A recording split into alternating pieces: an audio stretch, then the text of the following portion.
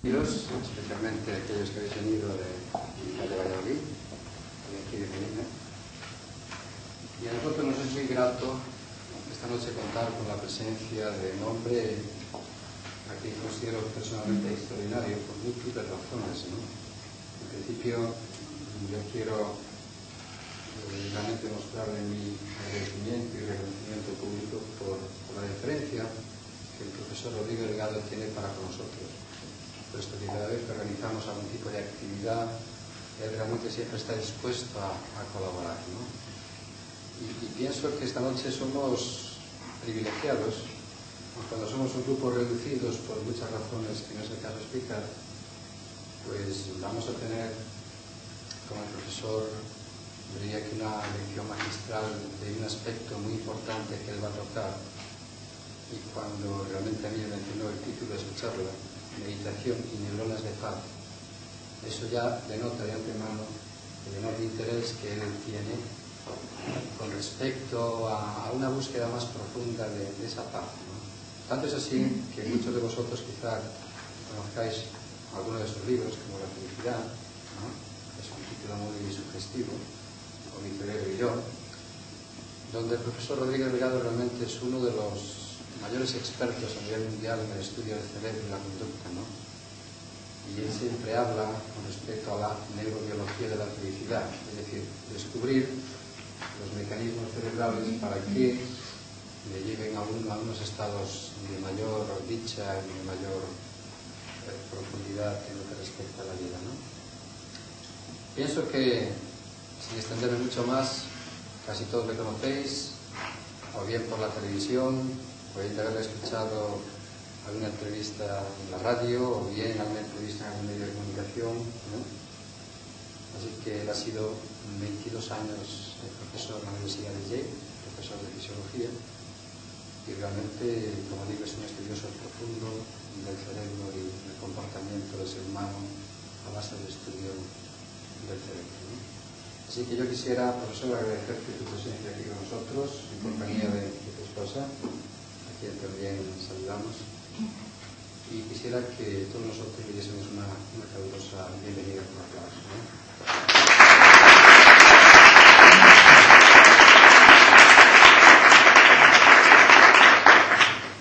Gracias, Madana, y gracias, Beatriz, y gracias, Carolina. Esto no va a ser una conferencia. Espero que sea un diálogo entre vosotros y ellos, ¿verdad? Que o me interrumpéis, o cortamos, o charlamos. Y el título, pues a mí me ha preocupado. Porque es cierto o no que hay una relación entre la meditación. Vosotros creo que sois más o menos meditadores, ¿no? Que de vez en cuando meditáis. ¿Eso qué es? ¿Qué es meditación? Porque a mí la meditación pues siempre me ha interesado mucho. Y yo he intentado darle una explicación neurobiológica a lo que vosotros hacéis, a qué es la meditación. Pero recientemente, bueno, ahora yo vengo de Grecia, un sitio maravilloso, en el norte de Macedonia, pues entre otros había un profesor Krippner, y el hombre me estaba explicando que la meditación, y esto es una cosa que espero que lo podamos dialogar, la meditación es más complicado que lo creemos. Y él me decía, y además tenía razón, de que estamos intentando encontrar la neurobiología de la meditación dentro del cerebro. ¿Hay realmente una neurobiología? Este es un tema que hoy día, pues la verdad, está muy de moda. Y hay mucha gente que investiga la meditación desde el punto de vista neurobiológico y pretenden encontrar las razones neuronales. Es la meditación que hace que, no sé, vosotros lo sabéis más que yo, porque yo medito, pero la verdad, no demasiado. Y la pregunta es la meditación un estado alterado de la conciencia? ¿Vuestra conciencia se altera cuando vosotros meditáis? Y me decía Krippner, que tengo aquí el trabajo que él presentó en Grecia, que es un me decía que una meditación es una autorregulación de la atención y este es el funcionamiento cerebral. Pero luego me decía Krishner, y vamos, lo tengo aquí escrito, que hay muchas meditaciones. Yo no lo sabía. Yo creía que había, no sé, solamente una fundamental. No, hay muchas. Y él habla, por ejemplo, de los procedimientos de meditación que preconiza Gurdjieff, no sé si lo conocéis, lo que preconiza Maharishi Mahesh Yogi, me figuro que sí. Pero luego hay otra serie de estudios, por ejemplo, los Brahma Kumaris, el Raja Yoga, pues esto es muy diferente. De manera que esto es lo que quiero comentaros. Para mí es nuevo, en Perú que para vosotros también lo va a ser. Y es que cada uno de los tres estados, la meditación trascendental, el Zen, la meditación tántrica, pues cada uno de estos diferentes estados de meditación pues tienen componentes neurobiológicos, cerebrales, porque son diferentes. Es decir, no hay un estado en el cual entráis en meditación. Depende de la tecnología. Y esto es, yo creo, importantísimo. ¿Qué tecnología usáis en vuestras meditaciones? Y entonces, ¿cuáles van a ser las consecuencias neuronales de estas meditaciones? Porque, por ejemplo, lo que dice este hombre, unas de ellas determinan un aumento del ritmo cardíaco, pero resulta que no los aumentan, pero no te disminuyen en otras meditaciones. De manera que no vale decir, yo medito. Hay que saber qué tipo de meditación estés haciendo y entonces los investigadores intentan encontrar qué clase de relaciones neuronales existen en cada una de estas meditaciones. Aquí ya soy un amigo mío y colaborador que es Balakrishna Anand. Él era el director del All India Institute for Neurobiological Research. Y este hombre, Anand, tú te acuerdas de él, Carolina, estaba en Yale. Bueno, luego se marchó a la India y en la India empezó a estudiar la neurobiología de los meditadores. Y me decía Anand, pero bueno, un yoga de verdad no se deja investigar. Esa investigación es una tontería. Yo medito a lo que sea, pero lo que no son demasiado yogas, pues sí se dejan investigar.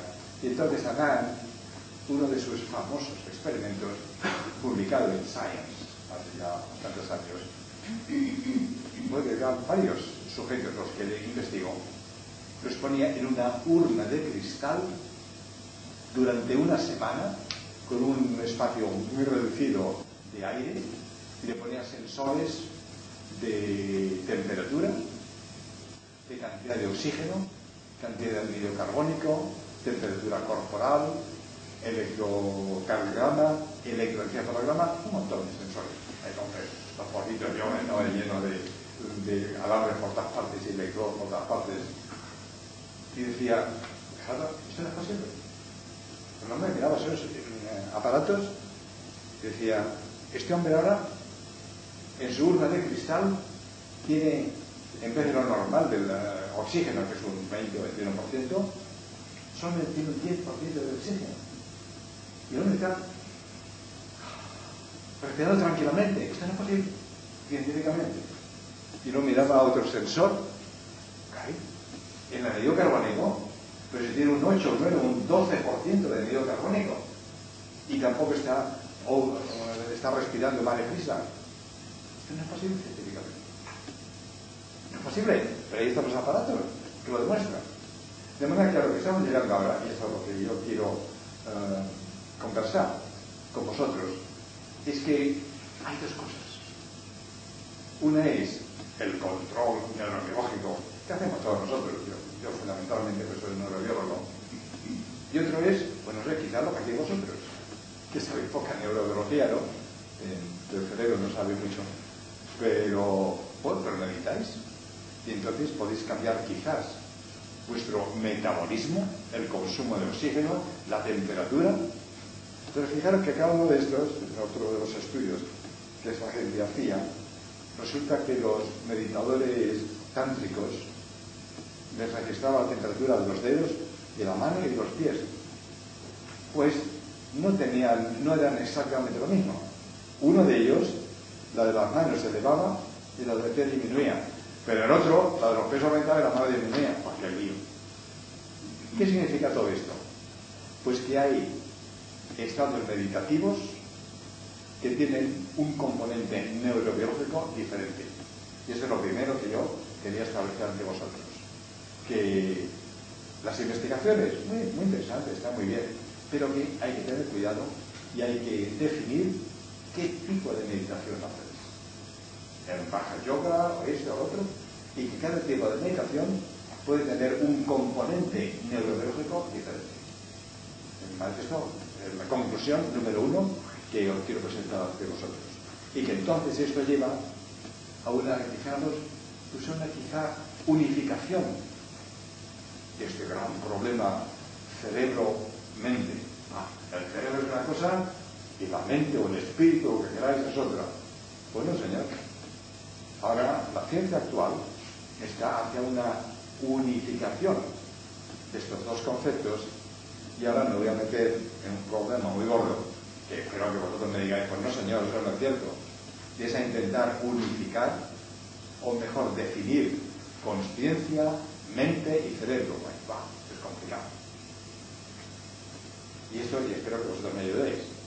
Porque, ¿qué es la consciencia? ¿Qué hacéis vosotros cuando meditáis? ¿Qué es la mente? Y yo tengo ahora una afirmación, que luego vamos a ver al final con unas proyecciones, y digo que la mente, lo que todos nosotros tenemos sensaciones, pensamientos, pero ¿de qué dependen estos pensamientos? Y entonces, ¿qué es la mente? Y entonces, ¿qué es la consciencia? ¿Habéis pensado sobre ello? ¿Podéis definir vosotros la mente y la conciencia? Pues no sé que era el director del curso, creo que no íbamos a poner un apuro si intentara dar definiciones neurobiológicas de estos conceptos filosóficos. Es complicado. Y os voy a dar mi opinión, pero ya te digo que luego la podemos charlar y discutir. Pregunta: ¿puede haber mente? ¿Qué lo pensáis vosotros mismos? ¿Podéis tener vosotros concepciones mentales, percepciones, sensaciones, si no tenéis recepciones sensoriales de ninguna clase? Un niño recién nacido, de un mes o de una semana, lo que queráis, le bloqueamos, y esto ha ocurrido desgraciadamente en algún caso, que luego comentemos, se le bloquean todas las recepciones sensoriales. ¿Hablará este niño ningún idioma? No puede. Ni inglés, ni español, ni nada. Porque no tiene recepciones sensoriales. Pero si no tiene recepciones sensoriales en su cerebro, entonces, ¿tiene conocimiento de algo? ¿Tiene entrenamiento de algo? ¿Puede este niño que nunca ha visto un piano tocar el piano? Normalmente que no. De manera que hay recepciones sensoriales que vienen ¿de dónde?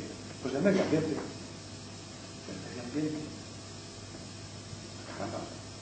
Entonces, es el medio ambiente el que va a determinar vuestro cerebro.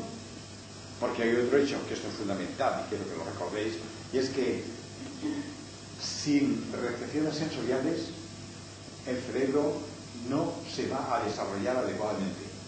Las neuronas, las células del cerebro, necesitan para su desarrollo que tengamos recepciones sensoriales. Y quizá la demostración más evidente de lo que yo estoy diciendo es el cerebro de los ciegos. Un ciego, de nacimiento o más tarde, un ciego, pues sobre todo si es de nacimiento, no tiene percepciones visuales, y entonces le falta el estímulo de retina, quiasma, lóbulo occipital. Pues sus neuronas en el lóbulo occipital son diferentes a las de una persona normal, porque no ha tenido el estímulo óptico de sus percepciones visuales. Así es que, bueno, de esto hay muchos otros ejemplos, no he ido ninguna. Para que las neuronas se desarrollen es necesaria la recepción sensorial del medio ambiente. ¿Y quién nos dice esta información sensorial? ¿El niño? ¿Qué parece? ¿Puede el niño de una semana al nacer, puede elegir, ay, mira papá, yo quiero ahora que me enseñes en inglés o en alemán? ¿Tiene el niño capacidad mental, consciencia suficiente para elegir sus percepciones sensoriales? Pues claro que no. Pobrecito niño, pero si no tiene cerebro todavía, el cerebro está en formación. Entonces, ¿quién es el responsable para dar al niño chiquitito estas percepciones sensoriales? ¿Quién es el responsable para darlos a todos nosotros? Vosotros y yo también, claro. Lo que conocemos, lo que está aquí dentro, lo que está dentro de nuestro cerebro, ¿lo habéis inventado vosotros? ¿Habéis inventado vosotros el idioma español, o el chino, o el que sea? Pues claro que no. ¿Y el niño? Pues tampoco. Venga. Eso, yo creo que algún día lo está muy bien. ¿Por qué todos los individuos, por ejemplo, digamos de la misma edad, día de nacimiento, etcétera, ante una recepción sensorial externa, van a tener un comportamiento neurobiológico neuronal distinto? Muy buena pregunta. Y la contestación es que hay... La conciencia la dejamos para... No, bueno, sí, lo dejamos para luego. Bueno, la respuesta es que hay un determinismo genético diferente. Eso sí, claro. Los niños son diferentes al nacer. ¿Y por qué son diferentes? Pues porque los genes son diferentes. ¿Y quién ha elegido los genes? ¿Los papás? Pues no, señor. Si los genes son diferentes, por ejemplo, puede haber enfermedades hereditarias motivadas a los genes. Eso, bueno, ¿De acuerdo? Entonces, ¿por qué tanta imbecilidad genética, sin perder la expresión, cuando algún gigante intelectual, cuando se estudia, por ejemplo, su árbol genealógico posteriormente, resulta que genéticamente tendría que haber un descendiente que cuando menos fuese medianamente inteligente comparado con su predecesor? Vamos a ver, ¿cuáles las consecuencias de los genes y cuál es la consecuencia del medio ambiente? ¿Por qué no empezamos a ver unas proyecciones para contestar precisamente a esa... Y otra cuestión, profesor, cuando el medio ambiente suele ser muy favorable, muy rico en sensaciones sensoriales del niño, pero resulta que ese niño es normal y todo lo demás, y resulta que no le enriquece ninguna cosa. Repíteme la pregunta dentro de un momento, si nos vayamos adelante en algunas proyecciones. ¿Me puedo? Sí, Sí. Bueno, aquí tenemos el cerebro, uno de los temas que estamos charlando, y de esto ya conocemos mucho, con nuestras convicciones. Esto para orientaros un poquito. Esto es la cara externa del cerebro, lóbulo temporal, el occipital, el parital, aquí está la zona motora, corteza motora, etc. Ahora, por el otro lado, por dentro, lo siguiente, el cerebro es así, de manera que aquí tenemos el cerebelo, el puente de Barolio, el hipotálamo, el tálamo, etc. De manera que esto es el cerebro por fuera y por la cara medial. ¿Y por dentro? Por dentro es complicadísimo. La siguiente. Porque, bueno, esta es otra parecida para que recordéis la diferencia. ¿Qué diferencia hay entre vosotros y una rata? Pues, mucha. Fundamentalmente del cerebro. Porque el cerebro de una rata, pues fijaros cómo es, más o menos. En el gato, en el mono y en el ser humano es mucho más complicado. Sobre todo porque crecen las zonas corticales y el lóbulo frontal. Ahora veremos qué consecuencias tiene todo esto. Así es que veis la evolución en los animales hasta llegar al ser humano, para ver la diferencia enorme. La siguiente. Y esta es un poquín la contestación a tu pregunta. Bueno, tu pregunta y el tremendo problema que seguro que está en la mente de todos nosotros del aborto o de la conciencia o de los seres humanos. ¿Cuándo un óvulo fecundado? Pensad un poquito en esta, porque sois vosotros los que tenéis que decidir. ¿Cuándo un ser humano es ser humano? Esto es la evolución, el ovario, el momento de la fertilización, a las 30 horas, ya esto se implanta en el útero, a los 3 días Pues a los 3 días el óvulo no es nada. A los 3 días de fecundación hay un montón de células que ya se están ahí diferenciando, y eso ya posteriormente se va a implantar, y esto va a ser el blastocito a los 5 días, blastocito porque ya hay una cavidad. Esto se va complicando cada vez más, pero la pregunta es, pensar un poco y contestar, o contestar a vosotros mismos. ¿Ahí hay corazón? Pues no. ¿Y estómago? Pues tampoco. ¿Y conciencia? No lo sé. ¿Tiene este óvulo fecundado, que hay solamente en las células, conciencia? Si cogéis una de estas células y las implantáis simplemente pues en una cápsula de Petri o en un útero materno, pues de aquí se va a desarrollar un ser humano completo.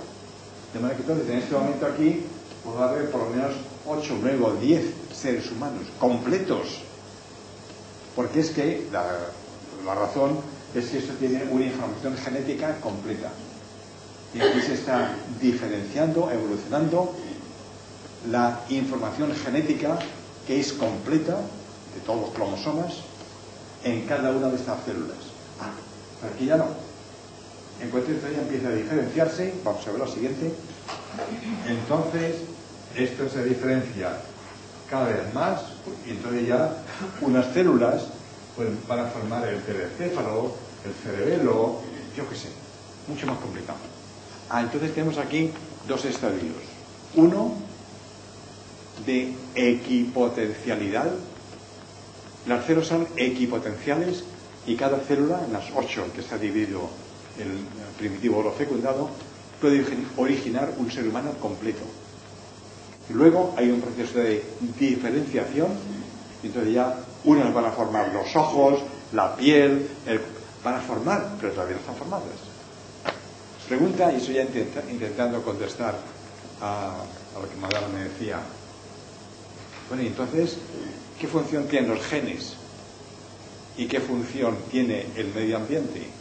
Pues los genes, y esto porque es fundamental, son únicamente direcciones preferenciales de aprendizaje. Vamos a tomar, por ejemplo, también contestando te pregunta a la familia Bach, unos músicos fabulosos. Y estos músicos fabulosos, y matemáticos buenos también, se han repetido a lo largo de ¿cuántas? De 12 o 13 o 14 generaciones. Pero claro, hay un monstruo, como tú decías, Juan Sebastián Bach, que era maravilloso cómo formaba la música, pero Juan Sebastián Bach podría componer sus maravillosas sinfonías si nadie le hubiera enseñado la música, si hubiera estado, yo que sé, hubiera nacido en la selva amazónica. Pues no. Porque, y la contestación es que una es el determinismo genético con direcciones preferenciales de aprendizaje, y otra es el aprendizaje. De manera que tú puedes ser potencialmente un genio maravilloso de la música, de la pintura, un Picasso, lo que quieras. Pero si no aprendes, pues hijo, no vas a hacer nada. Esto tú y yo ya lo hemos comentado en varias ocasiones, pero simplemente refiriéndome a informaciones aparecidas en distintos medios de comunicación, que sí, entrar yo a detallar cosas que puedo conocer o haber leído, estudiado y vivir incluso directamente, pero esos niños prodigio, por ejemplo, de los que se comenten en distintos momentos, que bueno, no van al conservatorio, se sientan delante de un piano, interpretan cualquier pieza musical, que no han tenido una serie de recepciones sensoriales, que no se ha desarrollado áreas del cerebro que tengan que ver con ese conocimiento sensorial. O sea, ¿qué supuesta explicación o qué explicación real? La dirección preferencial de aprendizaje. O sea, tú eres genio musical porque aprendes música con una facilidad mucho mayor que la de cualquier otra persona. Sin haber aprendido nada, me refiero, sin haber recibido información. No, es imposible.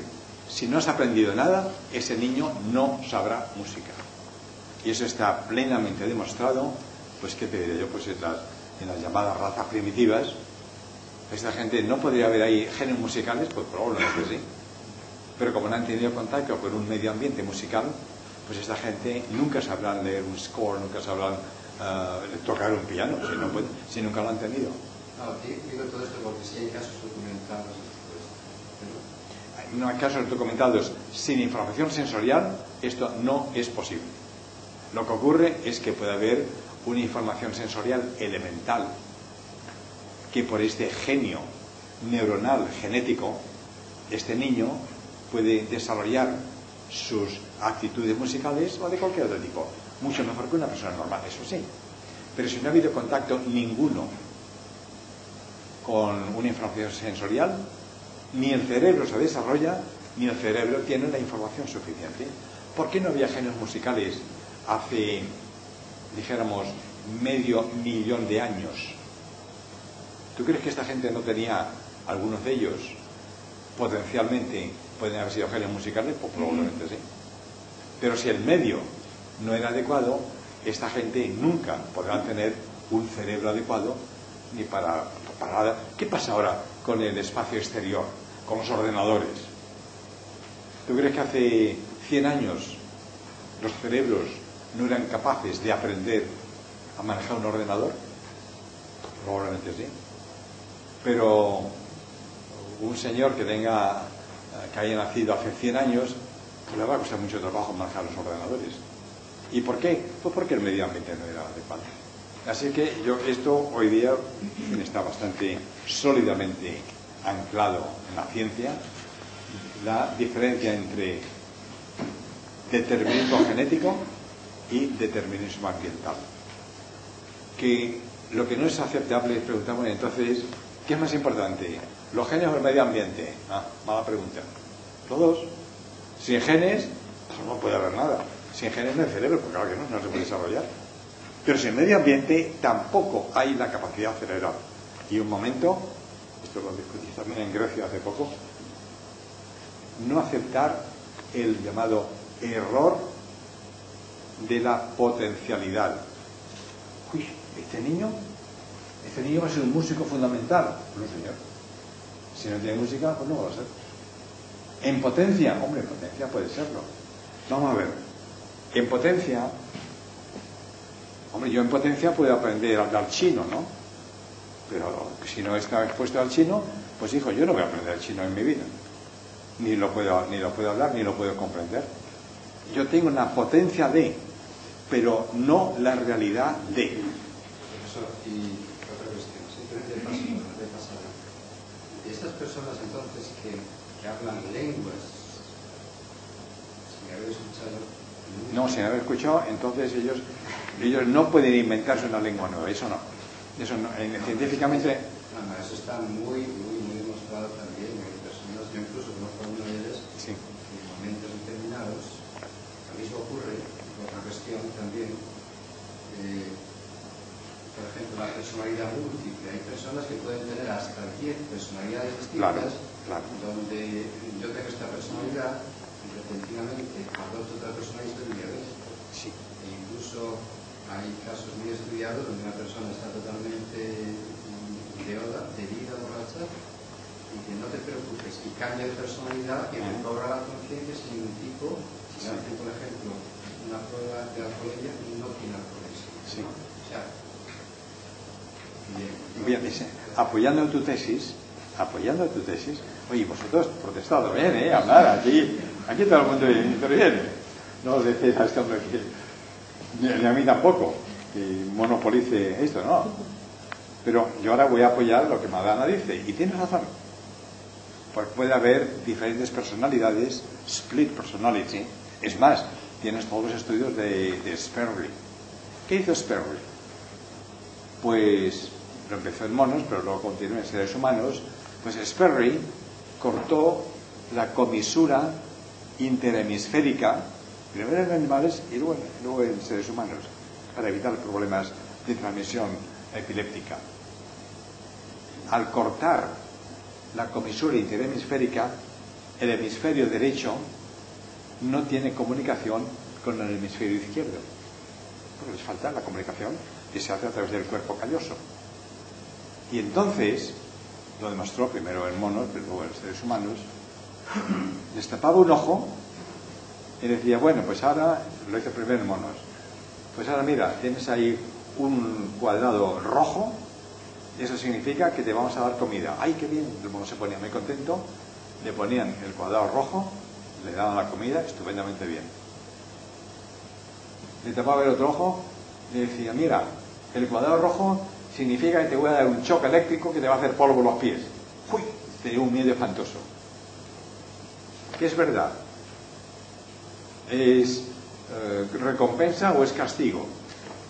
Pues es recompensa y es castigo. De manera que en este caso, sin comisura interhemisférica, cada hemisferio aprende algo que incluso puede ser opuesto. De igual manera que hay dos cerebros en este caso, por mecanismos neurobiológicos diferentes, pues puede haber más personalidades que respondan de manera diferente a estímulos sensoriales diferentes. Así que esto sí tiene un apoyo neurobiológico.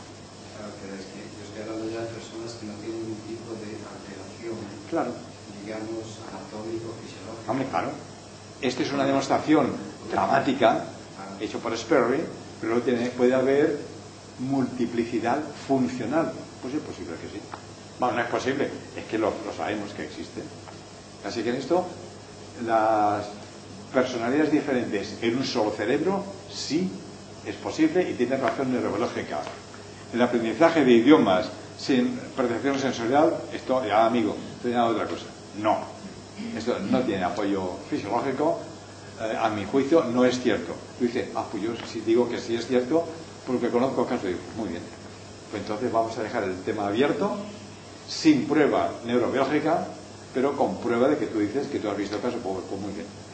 Pero ese es el gran problema, de que hay una divergencia entre algunos estudios neurobiológicos y alguna información como la que tú me estás dando ahora.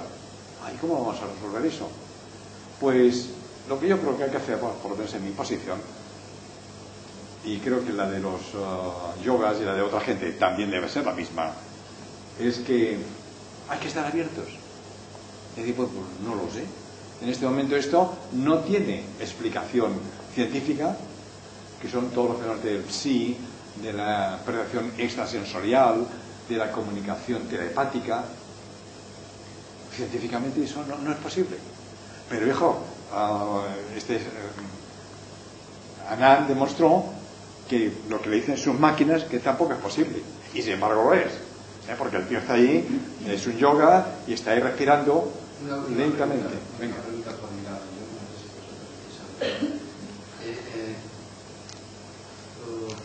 Por ejemplo, ¿no? Una persona está en un coma, ¿cuál es el máximo? 4. Y entonces se le ponen todos los aparatos sabidos y por haber, y resulta que las funciones vitales han cesado por completo. Y a veces esta persona, este es un cadáver, pero simplemente porque hay unos instrumentos que están midiendo o están observando los efectos de algo determinado, pero sin llegar a conocer en realidad la causa. Y resulta que esa persona al cabo de 3 días, 5 o 2, lo que sea, resucita. Sí. Tampoco a veces los efectos que el científico observa tienen que ser modificables. Y no solamente eso, a veces uno se inclusive a unos elementos de observación y de investigación, pero deja de lado otros muchos que, como tú dices, había que estar abiertos. Exactamente.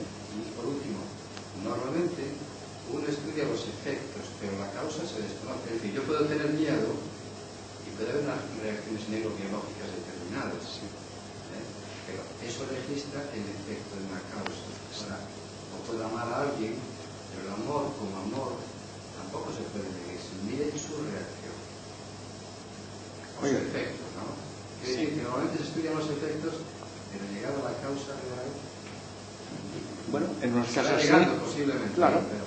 Ahora, el investigador tiene que intentar llegar a la causa real, o por lo menos a conocer un poquito de los mecanismos.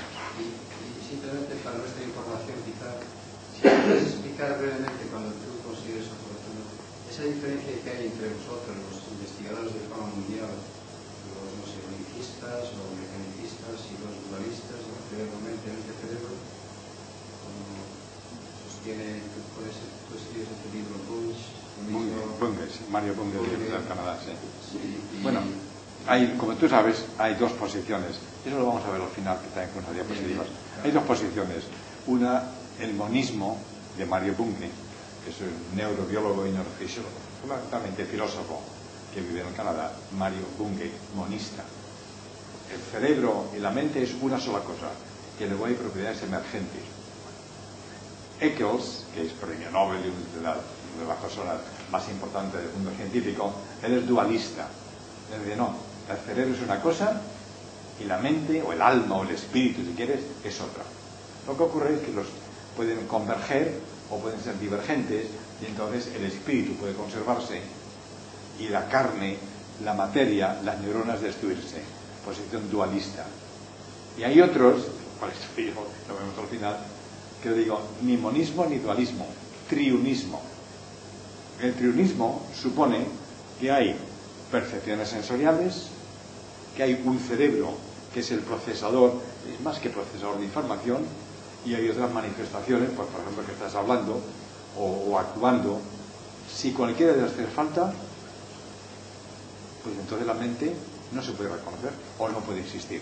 Eso lo veremos al final. Pero la pregunta, vamos a acabar ya esto, la pregunta fundamental que estamos aquí ahora, hablando de aborto, ¿es esto un ser humano? Vaya pregunta. ¿Y cómo vamos a diferenciar un ser humano? Bueno, pues porque tiene una potencialidad de que si hay elementos añadidos aquí, esto va a evolucionar y esto puede hablar y puede hacer muchas cosas. Ah, pero esto es potencialidad, esto no es realidad. ¿Es esto lo mismo en uno de nosotros que en un gato? Pues no, señor. En el gato no hay la potencialidad de que por razones genéticas se convierta en un ser humano. Pues de acuerdo. Pero en este momento en el ser humano hay muchas cualidades que tampoco existen. Así que entonces este problema no es un problema médico, es un problema filosófico o religioso, si queréis. ¿Es esto un niño o no es un niño? Pues hombre, no, esto no es un niño. ¿Es esto un ser humano que habla, que piensa, que siente? Pues no, señor, que no tiene ninguna de esas cualidades. Para tener esas cualidades tenemos que esperar tiempo y tenemos que esperar elementos que vienen de fuera y que no están aquí. Así que esto, en este momento, esto no es un ser humano, pero tiene la potencialidad de convertirse en un ser humano. Ah, entonces la potencialidad, esa capacidad, entonces esto sí es un ser humano, y por tanto es un crimen el destruir este embrión. Bueno, eso, usted lo dice, pues eso es problema suyo, no es problema de un investigador, de un neurobiólogo. Mi problema es ver cuál es la evolución y cuáles son las características y lo que hace falta para que esto se convierta en ser humano. Y si no, esto no va, no, esto ahora mismo, hombre, ¿dónde está el corazón? Si no, no lo tiene.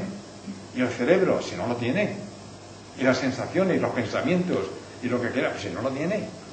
Así es que el error de la potencialidad, hay que tener mucho cuidado con él, que consiste en adscribir a esto cosas que aquí no existen. ¿Soy yo supermillonario? Hombre, yo lo podía serlo, pero lo soy, hijo, pues yo no lo soy. De manera que entonces no me digas que yo, hombre, la capacidad de ser supermillonario, pues bueno, pues sí la tendría, pero yo no lo tengo. De manera que error de la potencialidad no me sirve. Perdón, tú querías preguntar algo. Bueno, era por lo que estaba hablando en ese momento. A ver si usted me podía confirmar Sí. o aumentar. Referido a la ausencia del cerebro, mente, espíritu. Sí. ¿No? Creo que el monismo, dualismo y su Trionismo. bueno, trionismo. Sí. Entonces, yo he establecido un símil explicativo, pues no sé, con ordenadores, como que el cerebro fuera la máquina, el hardware. La mente, o sea, el cerebro es tangible, ¿no? Lo podemos ahí podemos cortar, ver, pero en sí mismo no es nada, o sea, no hace nada, pero puede hacer. Si le falta el programa, no. Exactamente. Entonces podemos comparar el programa a la mente, que la mente no es nada, pero le puede hacer el cerebro capaz de... La contestación es no. ¿Y por qué no? Pues porque hay algo sustancialmente diferente. La discusión la tuve yo con Amir que con Norbert Wiener en Yale hace muchos años. Pues porque el cerebro es algo diferente. Pues lo siguiente. Es para contestar esa pregunta. Mira, aquí lo tenemos. Este es el hardware, si tú quieres, de un ordenador. O las neuronas conectadas dentro del cerebro, que es lo que esto es. Bueno, ¿y por qué no es lo mismo entonces? Pues no es lo mismo por muchas razones. Una de ellas, la siguiente, es porque una sola neurona es un complejísimo ordenador. A mí no me sirve que tú me digas, bueno, cuando tengamos un ordenador con tantos chips o transistores, lo que tú quieras, como neuronas, ya vamos a tener un cerebro inteligente. No. Y no es porque tú no puedes comparar un cerebro con un ordenador. Cuando tú tienes razón, y hombre, el hardware y el software, sí, muy bien. Pero es que el hardware del cerebro tiene una inmensa complejidad, no solamente complejidad, sino adaptación, y es maleable y es modificable por las recepciones sensoriales. Esta es una diferencia tremenda. Las neuronas, esto es un gran misterio. Una sola neurona tiene que aprender y de acuerdo con su experiencia, la neurona tiene experiencia, pues es el señor que la tiene. Y hoy día, ya la neurobiología moderna habla de que no solamente las neuronas tienen experiencia, las células de la piel, del corazón, del estómago, tienen también su experiencia. Y hay otra cosa, que es la inmunología. Las reacciones inmunitarias están relacionadas con la experiencia celular.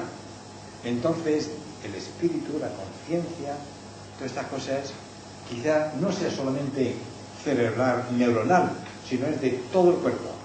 Porque todo el cuerpo tiene una experiencia y una memoria de lo que ha pasado anteriormente. Así es que eso en el ordenador, hombre, puedes tener sistemas de memoria, pero también puedes modificar los circuitos del ordenador de acuerdo con la experiencia de la máquina. La máquina, pues sí, en algunos casos puede incluso aprender, bueno, un programa es aprendizaje, la información acumulada es aprendizaje. Pues sí, todo eso está bien.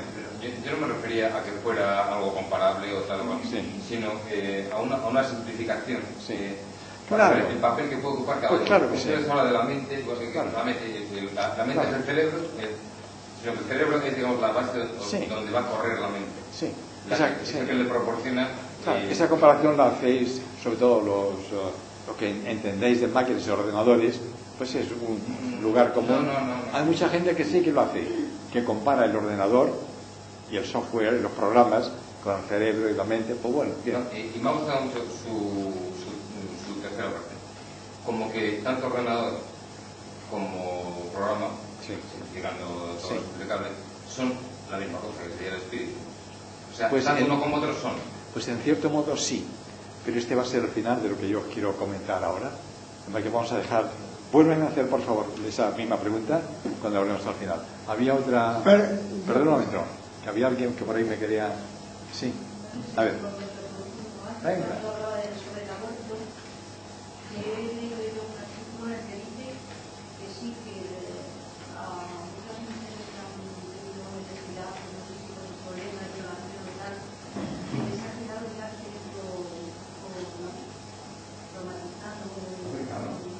En una mujer que ha tenido un trauma psicológico, pues el aborto es un trauma añadido, claro que sí. Yo, de hecho, en eso tampoco me meto. Yo ahora lo único que quiero hacer es intentar definir estos términos. Pero lo que yo preguntaba ¿es un óvulo fecundado en un ser humano, sí o no? Pero lo único que yo decía. Y mi contestación es no. ¿Y en qué momento se considera ser humano? Pues eso lo tiene que definir el que quiera definir lo que es un ser humano. Yo tampoco lo defino. Porque un ser humano ¿Tú cómo definirías un ser humano? A ver, venga, vamos a poner en compromiso. ¡Claro! Venga, un ser humano. Vamos a ver, si no hablas, si no tienes bipedización, si maullas en vez de hablar, eres un ser humano, eres un gato. De verdad que un ser humano, la definición es muy difícil, no son las definiciones. Claro, tiene algunas características que lo diferencian de los monos y de las ratas, pues sí. Pero te digo, esa definición no le cabe, es una definición filosófica y teológica. ¿Pero en qué momento está formado ya el cerebro? Tampoco esa pregunta puede contestarse porque no hay, ayer no y mañana sí. No, es una cosa progresiva. Es más, es que es progresiva a etapas diferentes, en propiedades diferentes. Por ejemplo, el andar y el hablar en un niño chiquitito. Cuando un niño empieza a andar, ya a los 9 meses, hombre, pues no, ayer no andaba y hoy sí. Pues no, es una cosa progresiva. Claro, unos cuantos días en empezar a andar, ¿no? Y en empezar a hablar, por lo mismo. Y en empezar a conducir un avión, ¿no? Por lo mismo. Tú no lo tienes de repente, ¡pum!, ya se conduce un avión. Vas poquito a poco. Así que no hay un límite preciso ni entre la vida y la muerte. Porque nosotros no nos morimos de repente.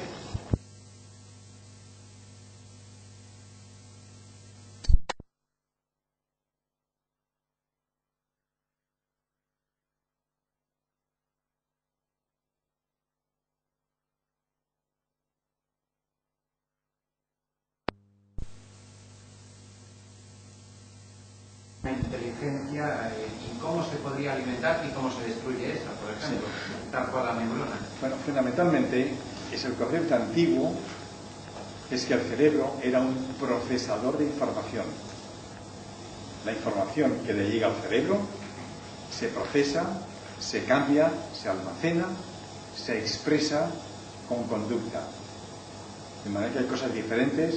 Una es la información, la circulación de la información, el almacenaje, y otra es la interpretación. Vamos a ver la siguiente, porque también la contestación en parte está aquí. ¿Y eso qué es? Pues eso es el stress receptor, el receptor de distensión de un cangrejo, el nervio dorsal de un cangrejo de río. Esto pues, lo podemos detectar. Y resulta que si está distendido, esto es una sola neurona la que está referida aquí. Entonces, plap, plap, plap, plap. Ahora, si se estira, entonces hace plap, plap, plap, plap, plap. ¿Y eso qué es? Pues es simplemente la codificación de una información con una forma de señal eléctrica. Esto es una cosa muy sencillita, claro. Pero el receptor de estiramiento del cangrejo le da al cerebro del cangrejo, cerebro elemental, claro, le da la información de si su cola está distendida o flexionada. Fíjate si esto es fácil. O sea, que hay un significado, y aquí es a lo que voy, hay un significado en la actividad unitaria de algunas neuronas, o la siguiente, en la actividad del cerebro entero. Ahora, esto es mucho más complicado. Esto es un electroencefalograma registrado con cerebros implantados directamente en el cerebro. Y aquí, precisamente en este momento, pues tenéis que fijaros el cambio que hay aquí, porque aquí pues creo que se empieza a tocar una música, y entonces el cerebro de este ser humano, pues de esta actividad, se empieza la música aquí y entonces cambia a una actividad diferente. ¿Esto qué significa? No lo sé. Pero aquí hay un código de información que hay que primero codificarlo y luego eso es más complicado, decodificarlo para comprender el significado. O sea, que viene siendo como un código de barras que vamos... Exactamente lo mismo, es un código de barras que tiene un significado. Ahora tú a mí me enseñas un código de barras, yo no sé lo que significa, pero el lector lo decodifica. Hay tal mercancía, de tal clase, tal... Pues, Exactamente, de manera que esto es un código de barras, que esta es la codificación, y luego necesitas un decodificador. Ah, caramba, pero ese es el problema. Que el decodificador está en gran parte determinado por tu experiencia personal. Como el código de barras. Si tú no le enseñas, pero el código de barras no significa nada. La siguiente, me parece que hay una... Queda ahí la pregunta en el aire. La diferencia entre lo que hablaba de mente y cerebro, pues bueno, ya lo vamos definiendo, ¿no? Como ese conjunto de células con las hipnosis, ¿no? Que emiten, pues digamos, o descifran, decodifican ese código, ¿no? Entonces, que descifran de acuerdo con un sistema referencial aprendido. De manera que para ti el mismo código puede significar una cosa diferente. Pero vamos, queda ahí la pregunta en el aire de lo que hablamos mentalmente. Esa pregunta queda ahí, porque además esa no tiene contestación adecuada. Vamos a ver la siguiente. Entonces, otra pregunta. ¿Los animales cómo nos ven? Porque me imagino que tendrán cada uno su serie de... Pregúntaselo a un gato. A ver cómo te ve el gato. Sí, pero vamos, pero tienen afectos, por claro que los tiene. Tienen emociones, por claro que los tiene.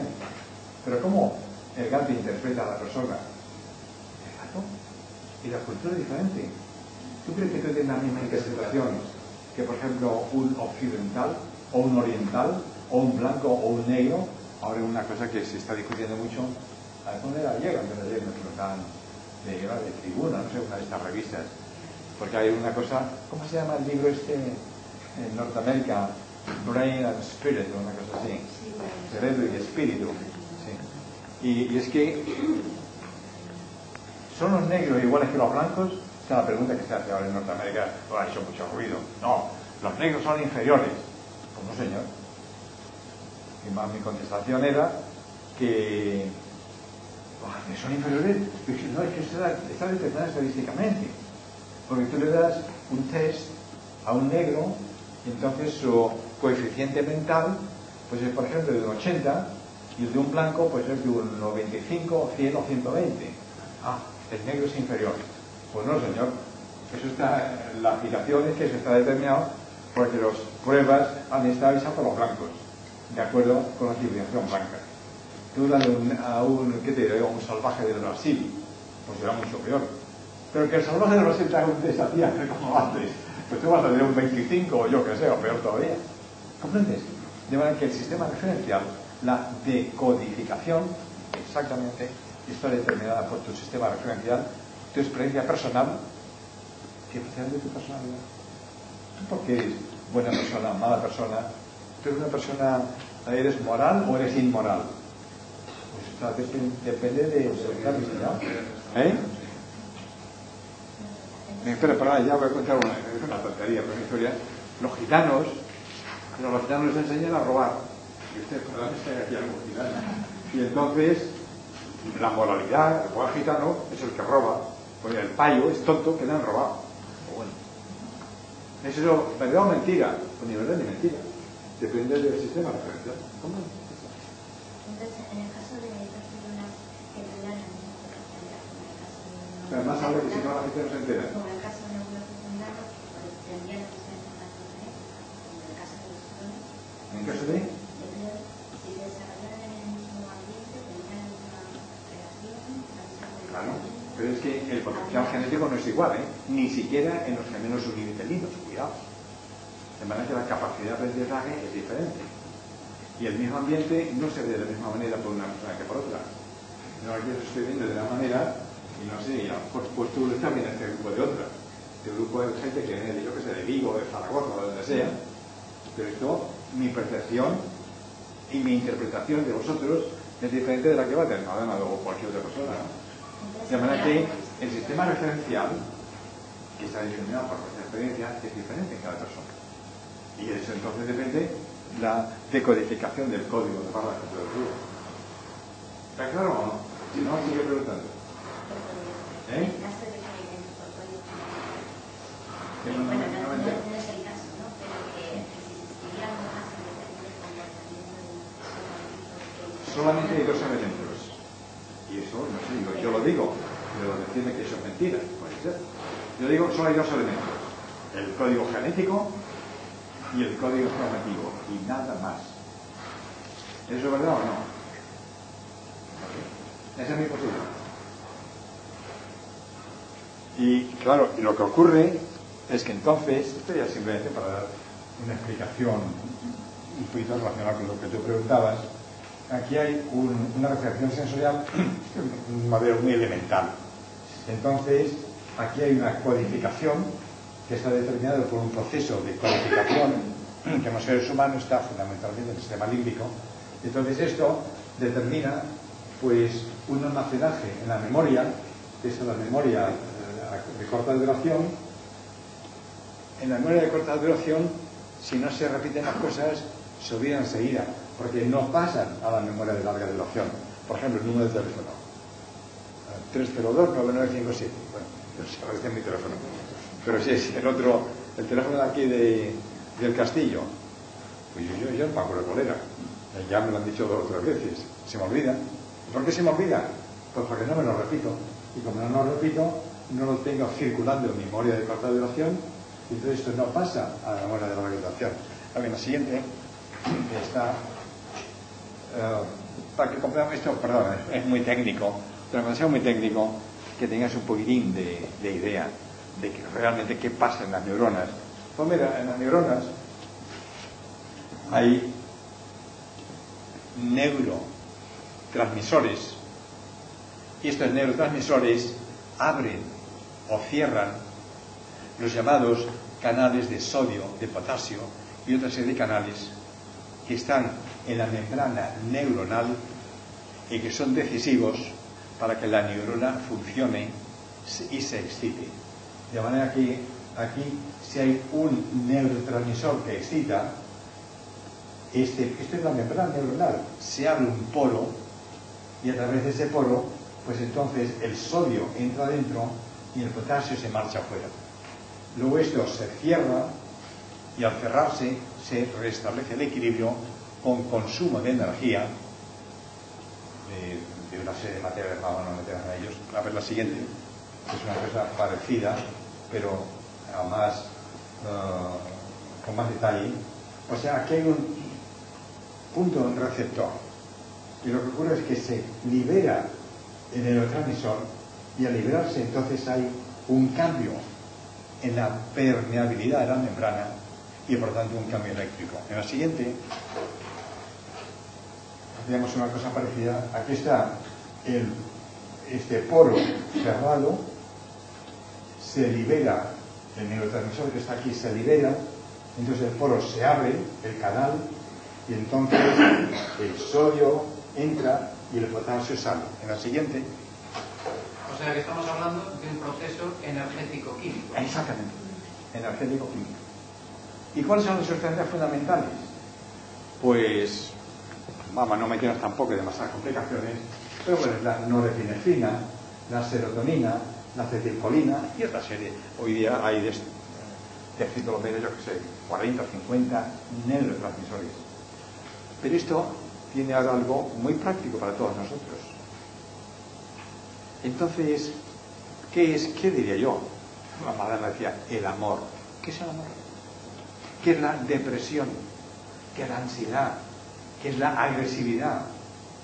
Pues hombre, la podéis definir de maneras muy diferentes. Todo forma parte, ¿no? Bueno, no, pero es que hay un elemento neuroquímico, material, y luego hay otro elemento, si queréis, pues espiritual, de cómo se expresa, de cómo se siente, de cómo nos reacciona. Pero un momento, que entonces, si entráis en un estado depresivo, fastidiado y triste, pues esto puede tener mecanismos normales y va a ser un estado transitorio, pero que va a estar relacionado con la serotonina, con la acetilcolina y con estos neurotransmisores. De manera que la depresión, que todos hemos tenido depresión de vez en cuando, tiene una razón, como tú dirías, material, psicoenergética o químico-energética, que es transitoria o de muy larga duración. Y entonces hay gente que están fastidiados, están deprimidos, pues puede haber una alteración en el equilibrio neuroendocrino o de la cantidad de estas sustancias que están en su cerebro. Y entonces requiere un tratamiento farmacológico, claro. Así que la depresión puede tratarse de manera psicoanalítica, que simplemente charlando con la persona, que comprenda que sus pensamientos no son lógicos, o con drogas. Y las drogas lo que van a hacer es modificar este equilibrio. Creo que hay otra más. Y claro, todo esto hay que estudiarlo para ver lo que pasa dentro del cerebro. Esto es lo que hemos hecho nosotros pues durante muchos años, poner electrodos dentro del cerebro, que aquí podemos estimular o podemos recoger. Creo que hay uno más. Y al estimular podemos obtener pues, cosas muy sencillitas. Por ejemplo, un efecto motor. En el gato se estimula la corteza motora derecha, entonces mueve la pata del otro lado, porque es contralateral. Aquí no hay reacción afectiva, no hay amor, no hay odio, no hay nada, simplemente una respuesta motora. En la otra, vamos a ya pasar todo esto rápidamente. Esto es un ser humano. Esto se ha hecho también, lo he hecho yo, lo ha hecho mucha otra gente, poner electrodos dentro del cerebro de los seres humanos. La siguiente. En otros estudios, pues somos por ejemplo los chimpancés. De la chimpancé, esa que tiene, ¿cuánto tenía? Yo qué sé, casi 100 electrodos. Y este, además de los electrodos, tiene lo que llamamos un stimocíver, o sea que es un aparato para estimularlo por radio o para hacer telemetría de las señales, también por telemetría por radio. En la siguiente creo que hay otro de los chimpancés, en el cual se pueden entrenar los chimpancés a apretar palancas o lo que sea. Son reflejos condicionados. Aquí está el chimpancé con todos sus electrodos. La siguiente, o esto se puede hacer ya con tecnologías modernas. Esto es lo que ahora, lo anterior era invasivo, metíamos el electrodo dentro del cerebro, pero ya hay tecnologías no invasivas.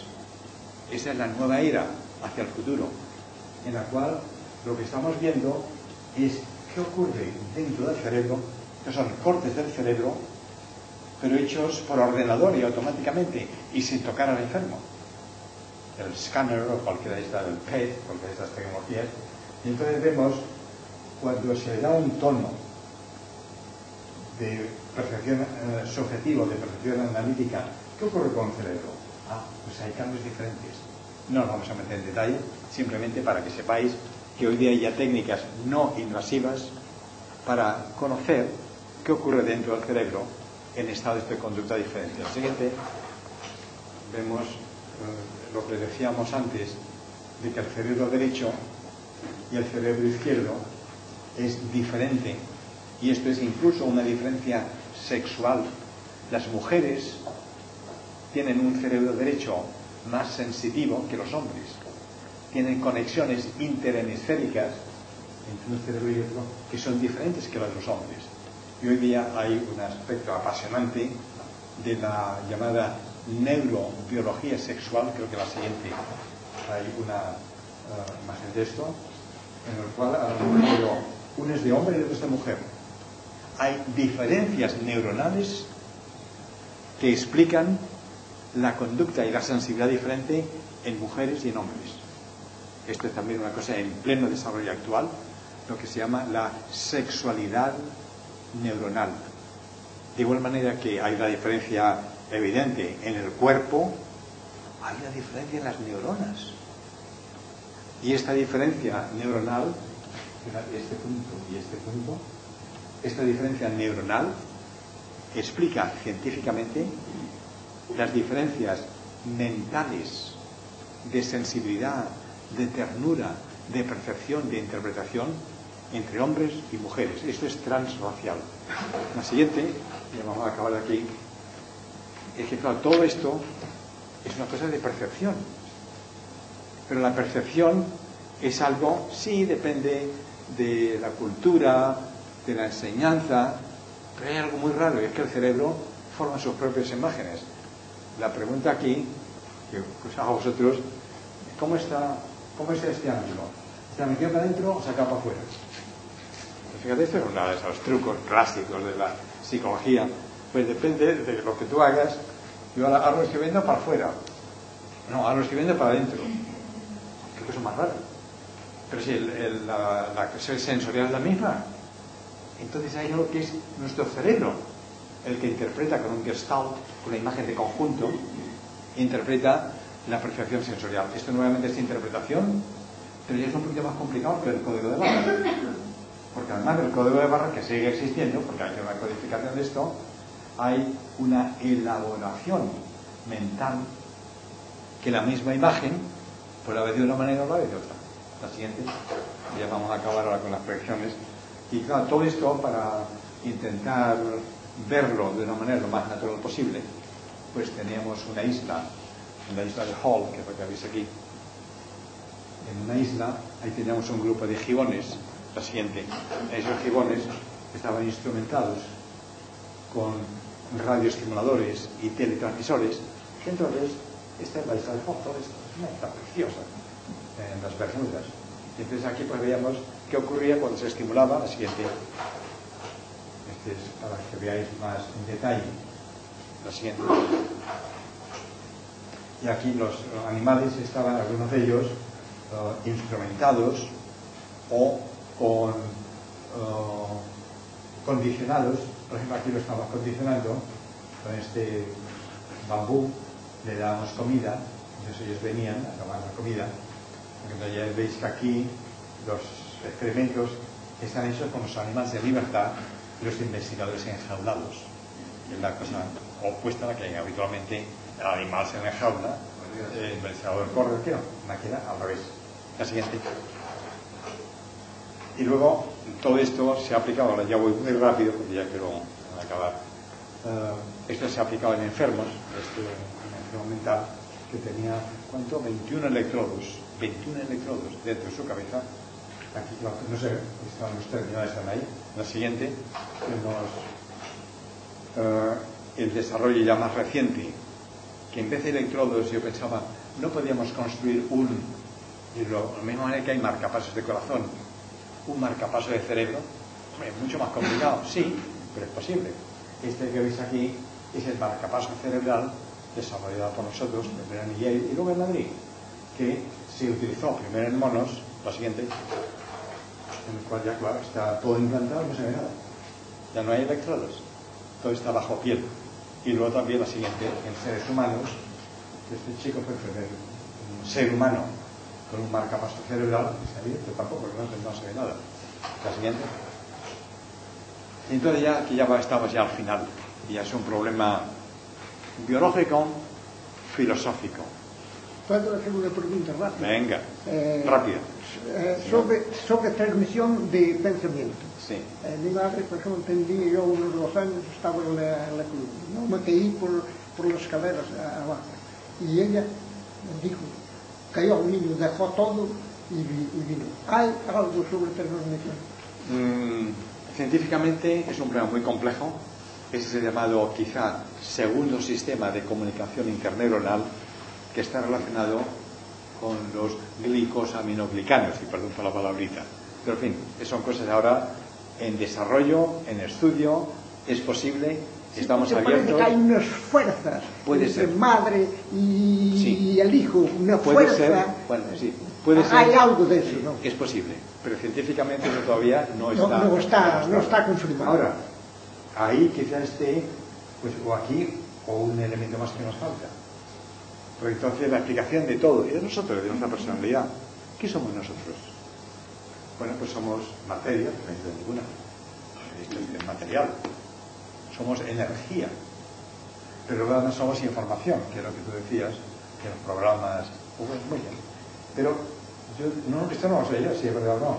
Además de materia, de energía, de información, que es un elemento nuevo, que es importantísimo.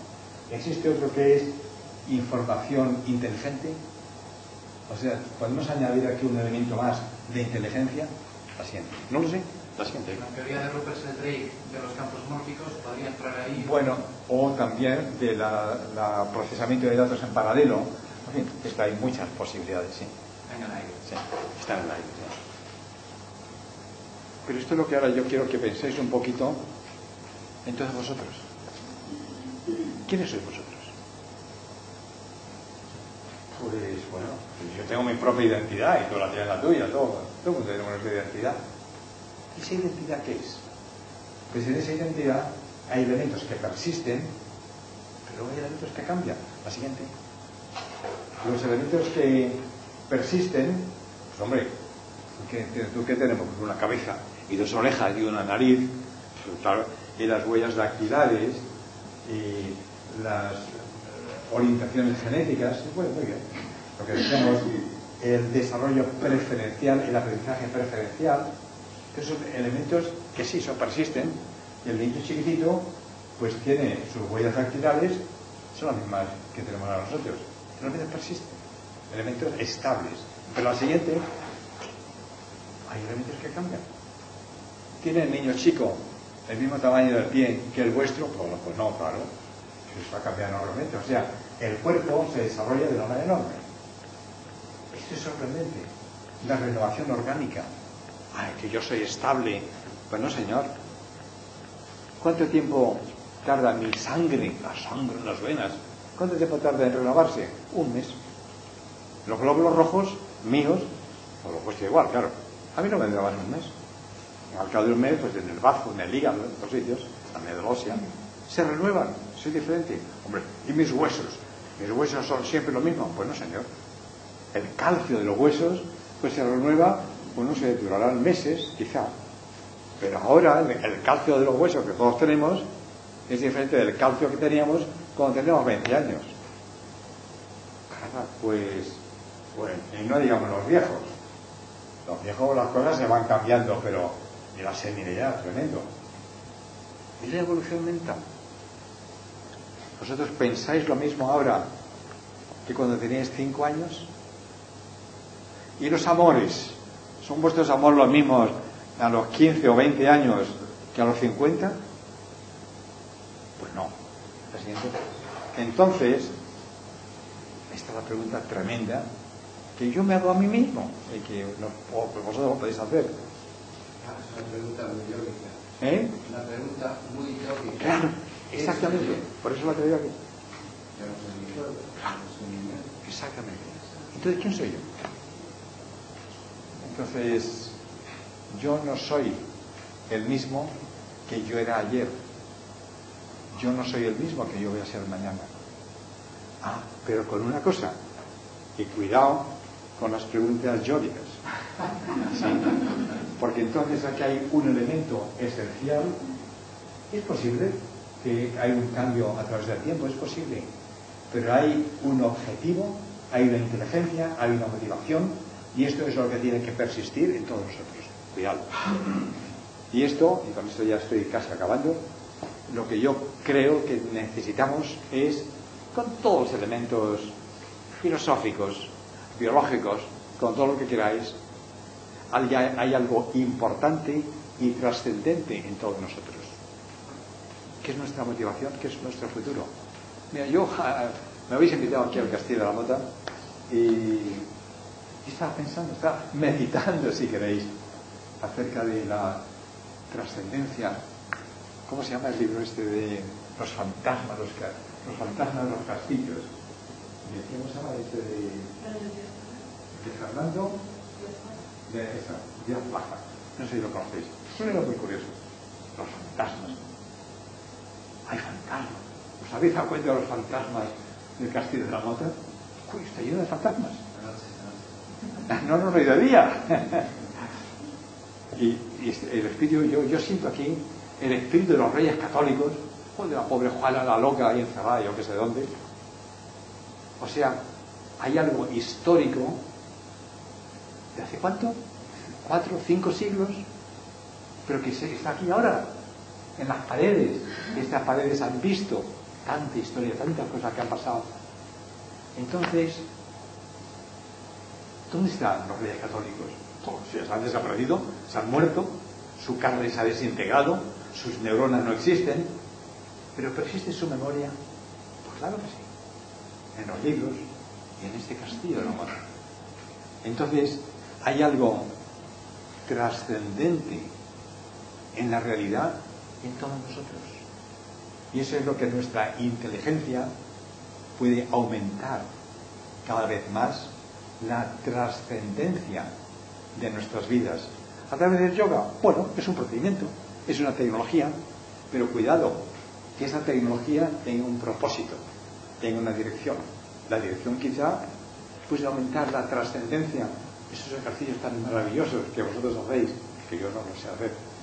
Bueno, eso está muy bien, pero eso es una tecnología, y además de la tecnología, claro que hay un espíritu en el yoga, claro que sí, pero que ese espíritu sea un espíritu trascendente, creador, sabiendo que eso es una realidad y que lo que nosotros originemos con nuestras obras, con nuestros pensamientos, en los libros, en las publicaciones, en las enseñanzas a toda esta gente que tú le estás dando, eso es trascendente.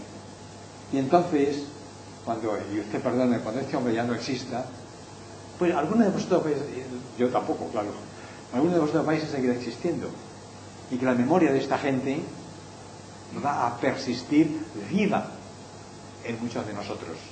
En mí ahora persiste, pues la memoria de los Reyes Católicos, pues sí, y de don Santiago Ramón y Cajal, y de mucha otra gente, y eso a mí me ayuda a vivir, a mí personalmente sí, pero yo tengo la necesidad de contribuir a esa persistencia histórica, y entonces que esa sea la motivación fundamental de nuestras vidas, de crear algo que sea bueno, algo que vaya más allá de nuestras vidas mortales, y entonces todos nosotros tenemos, no sé, algo así como un perfume de inmortalidad en la vida de cada uno de nosotros, y una motivación que nos hará ser pues más o menos felices, creadores hasta el final de nuestras vidas. Y aquí